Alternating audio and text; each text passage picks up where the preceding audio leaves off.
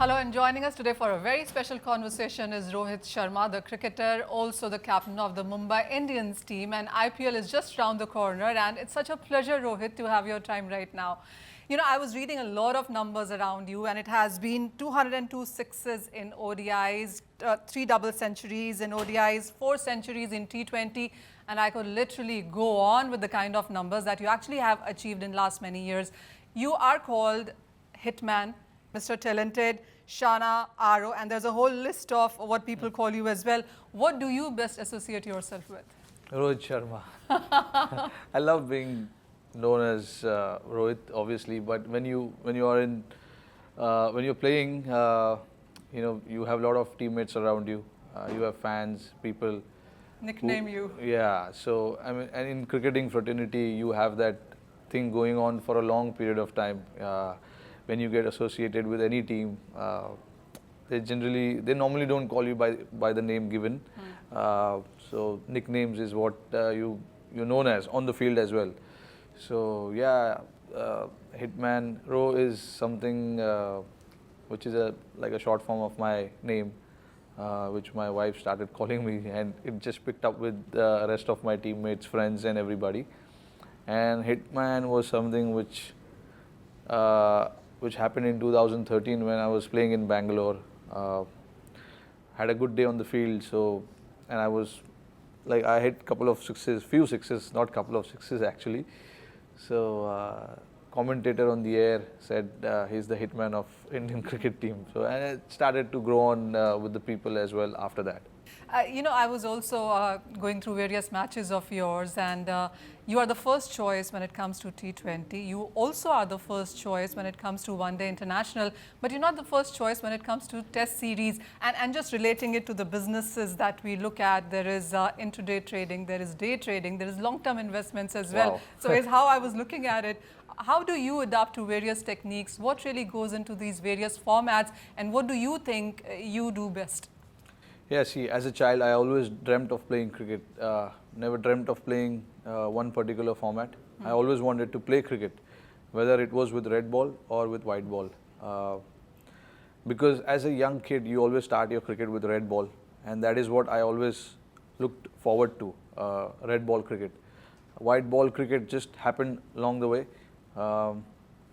Because when you're in schools, colleges, you don't play with white ball a lot. You only play with red ball. And our domestic cricket in India is with red ball, the Ranji Trophy that I'm talking about. Right. So red ball cricket is very close to me, without a doubt, and it is the most challenging format, the red ball cricket. So if you want to test yourself, that's the best format that you can challenge yourself. Yeah, I would say it's not been up to the standard that I expect, not anybody else. I don't expect to play with anyone else's expectations, but it's my own standard that I want to live up to. I completely accept that I've just not done enough to, sort of be happy with my performance. I don't worry about what people think or what people talk about, because if you do well, people do talk. If you don't do well, people will still talk. So that's how it is everywhere, not just in India, but any sport you play, people are always watching you. Yeah. You compete with self. Yeah, absolutely. And I've been fortunate enough with the performance that I've had with the white ball cricket. It's just going out there and doing what I know I do the best. But yeah, I still feel a long way to go in all three formats to do whatever I want to do for my team, for my country. And it's a great honor to play for your country at the end of the day. I don't worry about the formats, to be honest, right now. Okay. I only worry about playing for the country and doing well for my country. Also, when you look at your captaincy record, your 88% there, that's quite a number there. Also, as I started the show with, your achievements are right up there with the kind of 4s and 6s. And since you've taken over Mumbai Indians in 2011, it has been the longest string of winnings that you've actually brought in for the team, really. How have you seen the IPL grow from where it started? See, Mumbai Indians was a big change in my life, in my career, in my cricketing career. It was way back in 2011 when I was bought from Hyderabad to play for Mumbai, and it's been it's been a great journey since then, Yes. and I don't wish to stop. When the captaincy came around in 2013, it was midway through the tournament. It was a bit challenging because we were not doing that great, and it was challenging in terms of getting the team back together and start winning games. So that was a bit of challenging part as a captain, because I had never captained any team at the highest level before that. I did captain my Mumbai State Ranji Trophy team, but that is domestic level first class cricket. Never at the highest level, because I consider IPL as the highest level of cricket in India as well. Okay. Because it challenges you every time, so it has to be at the highest level. And then I wouldn't say it's been a great ride. It has been up and down, but I've learned a lot. I've changed as a person. I've changed as a cricketer, because obviously when the responsibility has been thrown around your shoulder, it's not easy, and you get to learn a lot from the losses. I believe I learn a lot, because when you win games, you feel everything is right. Everything's going your way. Yeah, but when we lost games, we didn't qualify for playoffs in last year, and also in 2016. We learned a lot as a team, and I learned a lot as a leader, player, So Mumbai Indians has actually taught me a lot of lessons as to how one should go on the field and take up the responsibility, or get the team together if the team's not doing well, because I think you cannot always have a great ride. There will be some downs, Yes. and which you have to deal with in a positive frame of mind, and that is something that Mumbai Indians has taught me, because I was the captain of the team. We would also really like to know the Rohit Sharma, who is also a husband, a philanthropist, a dad. How have been your growing years, and what would you, as you said, there have been learnings along the way. What would you want to advise youngsters now who are trying to get into various fields, sports even? Things are too easy. People get it very easy now. How were your growing years? What would you want to advise? I don't agree to a certain extent that it's easy to get into anything you want to, whether it's sport, business, studies, or whatever it is, universities, if you want to get in. I don't think it's that easy. You really, really have to work hard to get to where you actually want to.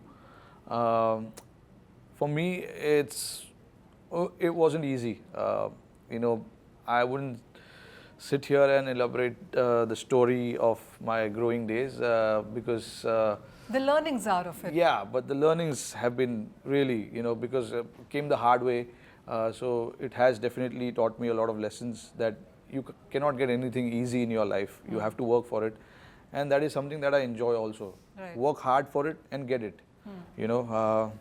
I would advise the same. If I have an opportunity to advise anyone, I would say the same, that nothing in life is easy. You have to really work hard and be disciplined and work towards that goal. If you keep doing the right things, I believe success will come. Dedication, your determination is very important, whatever you do. So I would, if I have the opportunity, and whenever we get an opportunity to interact with the kids, wherever we go, I always tell them the same thing, that you got to be disciplined. And I'm sure, I can understand when they're young, they don't understand how to be determined and what discipline is. But never lose the focus is something, and at that age they just should be enjoying the game, or enjoying whatever they have to do, because that is the most critical part when they're young, growing up. Because when we were young, nobody told us that you have to enjoy. We were only, okay, you have to work here, you have to work there, and you have to run from one place to another to play cricket, to practice, or whatever it is. But at the same time, you got to enjoy that. Nobody told us that. So I think if I have to tell anyone, as like a kid, I would say enjoy whatever you are doing, whether it's going from one place to another to but practice. But also stay disciplined. Absolutely. You Without discipline, you can't achieve what you want to achieve. Yeah. So tell us about some special moments, your special moments in your cricketing career, which you, keep close to heart. There has been few. Like the recently concluded test series that we won in Australia. Yes. Never ever Indian cricket team has won a test series in Australia. So that was a big achievement in terms of the team's goal. And we always wanted to go and win test series outside India. And this is a great stepping stone for us to move ahead and win test series outside India. So that was recently, a big achievement that we had. And then, of course, I've had few, like when we won the T20 World Cup, that was the first ever World Cup which was held in South Africa, and we won that. That is one. And then all the IPLs that Mumbai Indians won, yes. 3 IPL. Yes.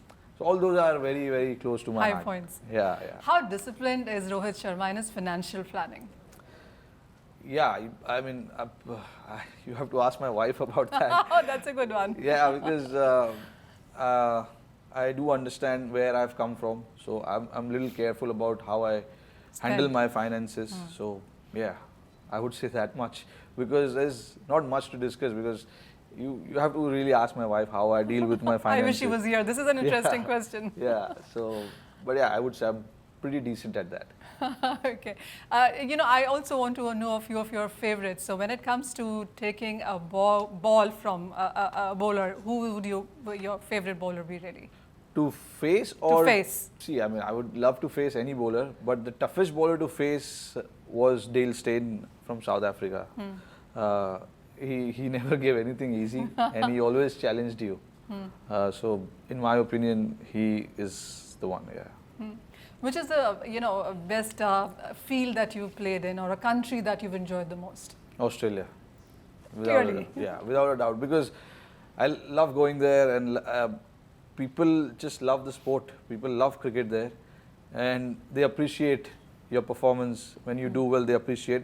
But at the same time, they also give you hard time when when you're not doing well, because obviously they want their country to win, and you are the opposition team competing against their home team. So obviously they don't want to make your life easy. Yeah, but then you go out there on the field and you do it with your bat or ball, and try and see how they respond to that. But they do respond very positively when you do well, because at the end of the day, everybody wants to appreciate the sport, and I think they do that really well in their country. They love the sport. So yeah, that is one country I love to go and play, because it's a great cricketing atmosphere there when you're playing cricket.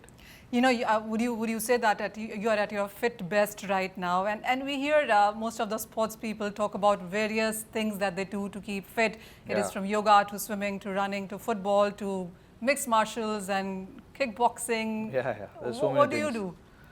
I mean, I do bit of everything. Okay. There's just not one particular aspect. Is it more to diet or is it more to working out? It has to be bit of everything. You can't just diet and go and play, because at the end of the day you need strength also. But yeah, you have to focus on your diet, at the same time focus on your workouts,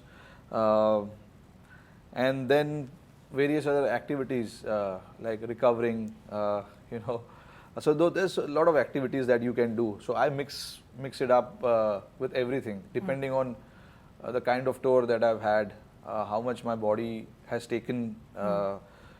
Because when you're on a tour, it takes a lot out of your body. So just to refuel whatever I've lost, I go and talk to my nutritionist, my fitness You've coach. turned from a vegetarian to an eggetarian.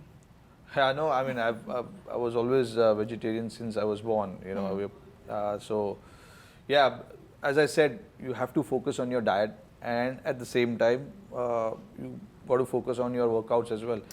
As long as you have a good fitness coach, which you can follow or completely trust, I think you're in safe hands.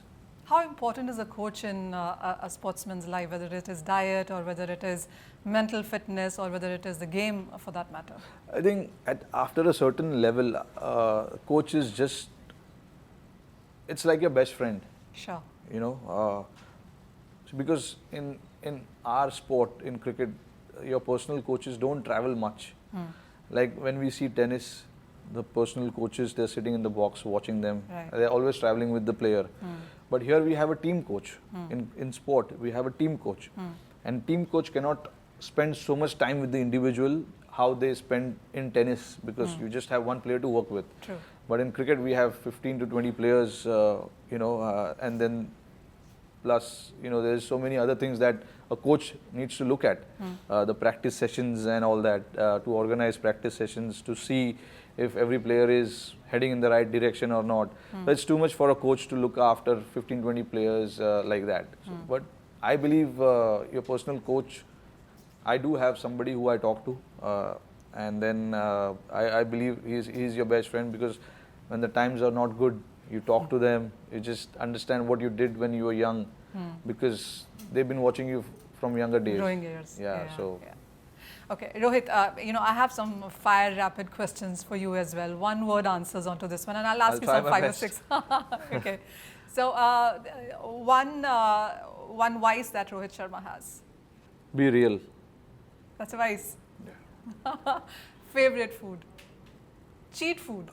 Cheat food, street food. That Bombay can food? be your best Comfort cheat food. Yeah, I mean, street food are the best. Mumbai street food are the best. Favorite vacation destination? Anywhere in Europe.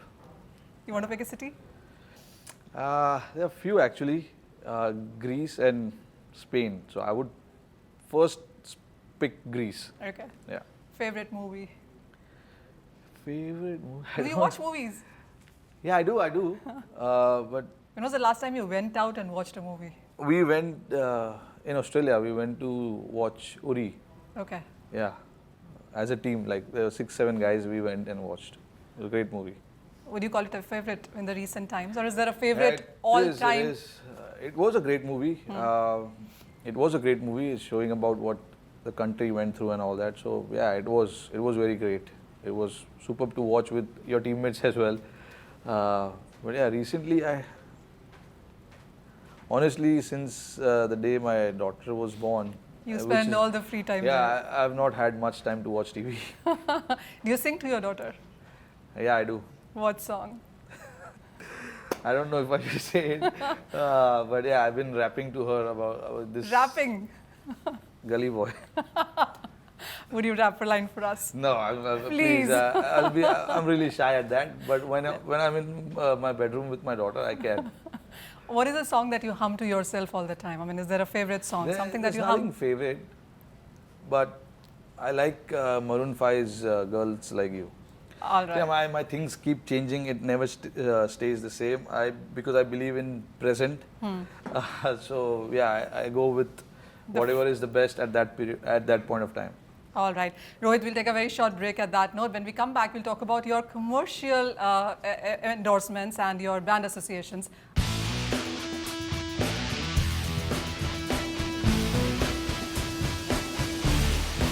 Welcome back, and we are in conversation with Rohit Sharma, and we are also joined by Paul Gales of New Era Caps now. But first to you, Rohit, you have been associated with a lot of brands and commercial associations as well when it comes to accessories, etc. What really drove you to New Era Caps?